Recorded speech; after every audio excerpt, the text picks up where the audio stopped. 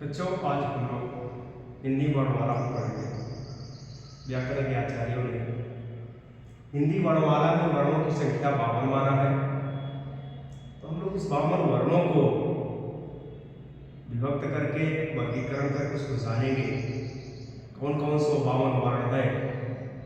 स्वर और व्यंजन दोनों को मिला करके 52 वर्ण कैसे आ रहे हैं उसको हम लोग देखते हैं। पहले आते हैं हम लोग वर्णमाला। यहाँ पर वर्णमाला। अब देखो, वर्णमाला हिंदी में जो वर्णमाला होते हैं उनकी संख्या होती है 52। 52 में स्वर और व्यंजन को मिलाकर। तो चलिए पहले हम स्वर को वर्गीकरण करते हैं। स्वर, अब यह स्वरों की संख्या 11 बताया है जो सर्वमान्य है, और व्यंजनों की संख्या 33। पूरे वर्णमाला देखेंगे तो 52 है। तो हम लोग स्वरों को वर्गीकरण करते हैं। तो स्वर, ह्रस्व, पहला ह्रस्व स्वर, दूसरा है दीर्घ स्वर, और तीसरा है प्लुत स्वर।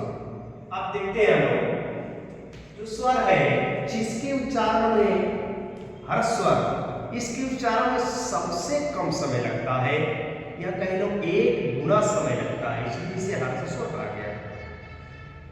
जिसकी संख्या आ, ई, उ, री, जिसकी संख्या 4, यह ह्रस्व स्वर।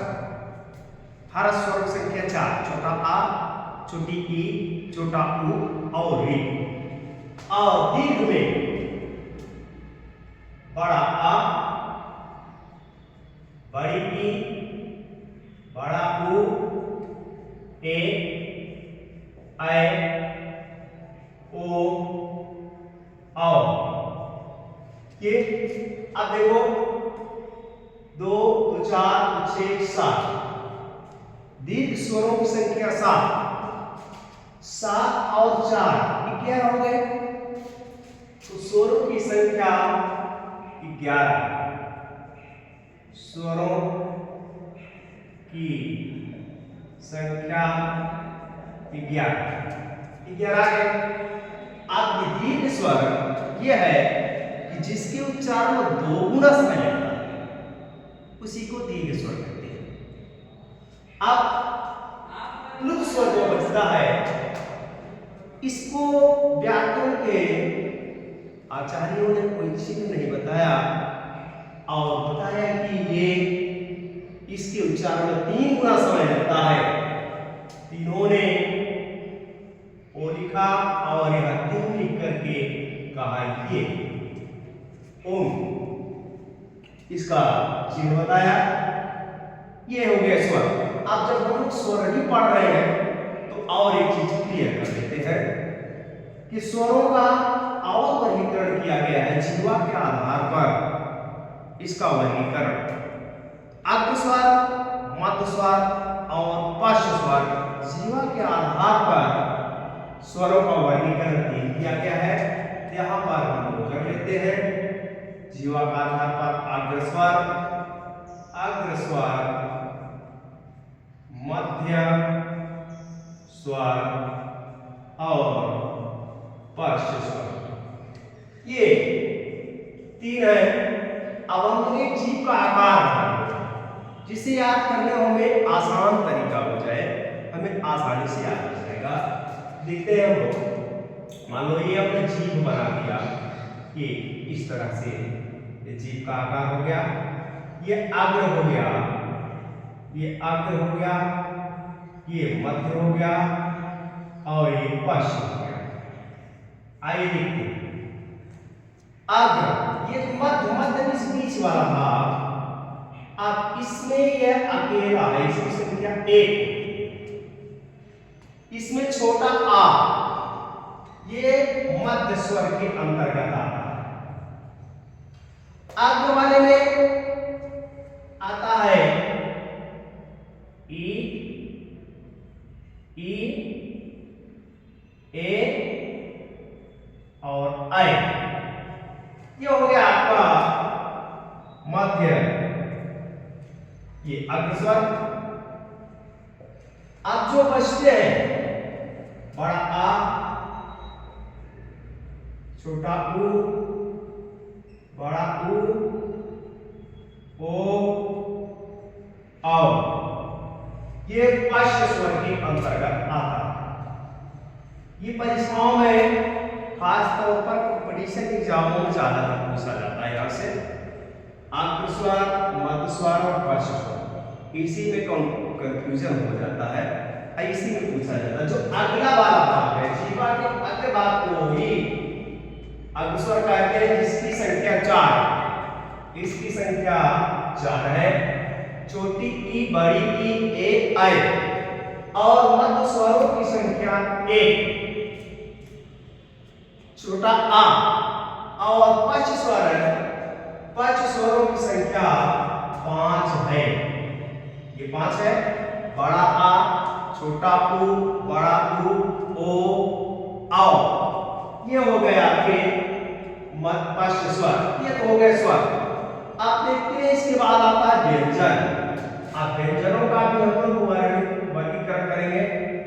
व्यंजन, ठीक है, व्यंजनों का वर्गीकरण कर लेते हैं।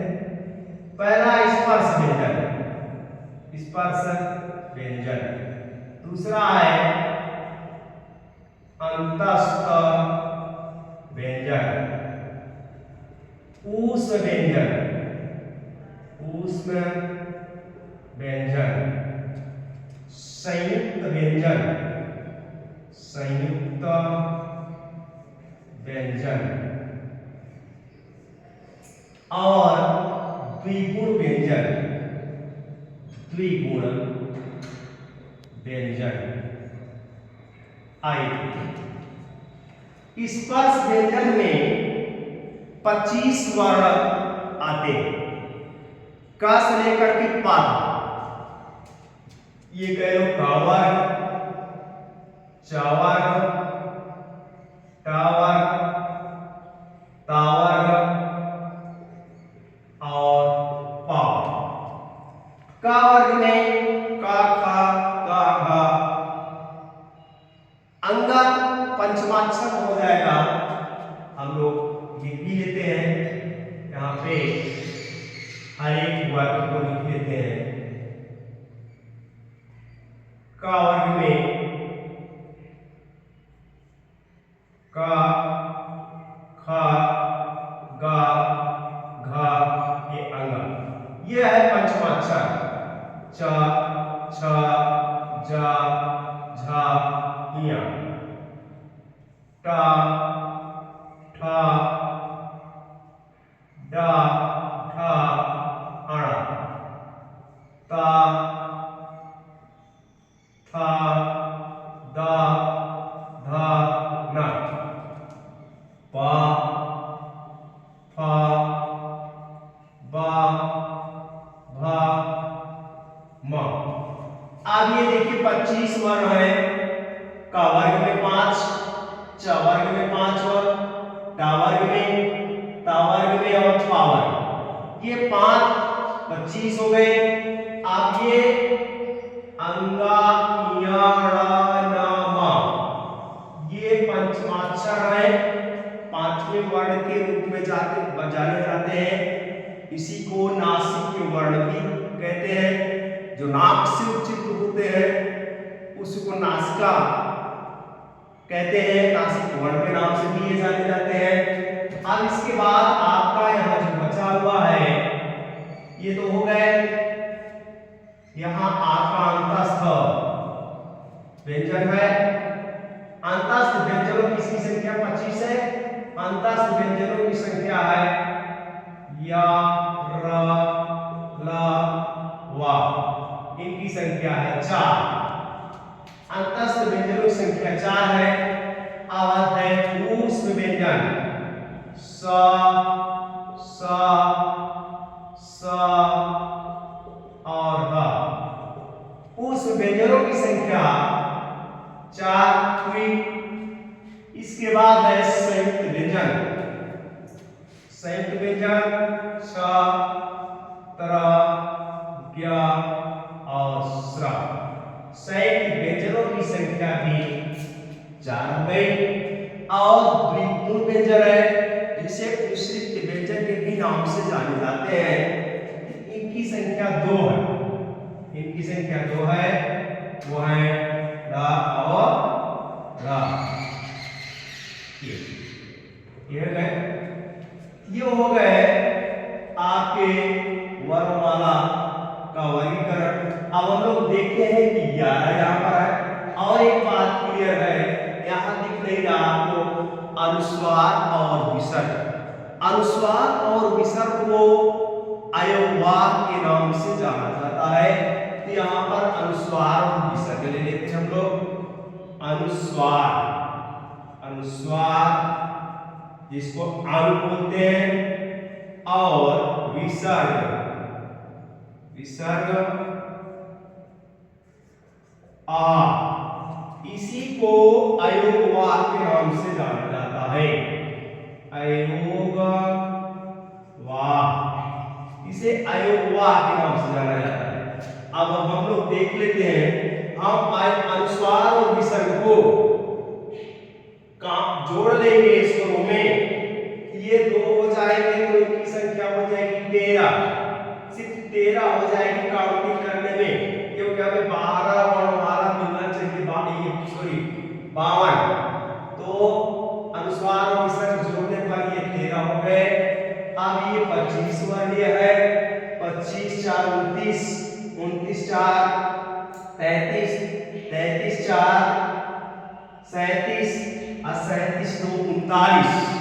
39 में आप 13 जोड़ देंगे, 39 और 13 तो हो जाएगा 52। आपके 52 वर्णमाला में जो 52 वर्ण है, आपके 52 वर्ण हम लोगों वर्गीकरण किया तो हमारा 52 वर्ण आ रहा है। इस तरह से हम लोगों को स्वर और व्यंजनों को वर्गीकरण करके इसको जानेंगे।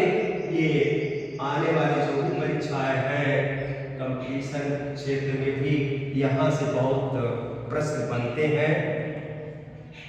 आसान तरीके से इस तरह से हम लोग इसको याद कर लेंगे, देख लेंगे और इसको नोट करना है तो आप नोट कर लीजिए। इस तरह से वर्गीकरण करके एक।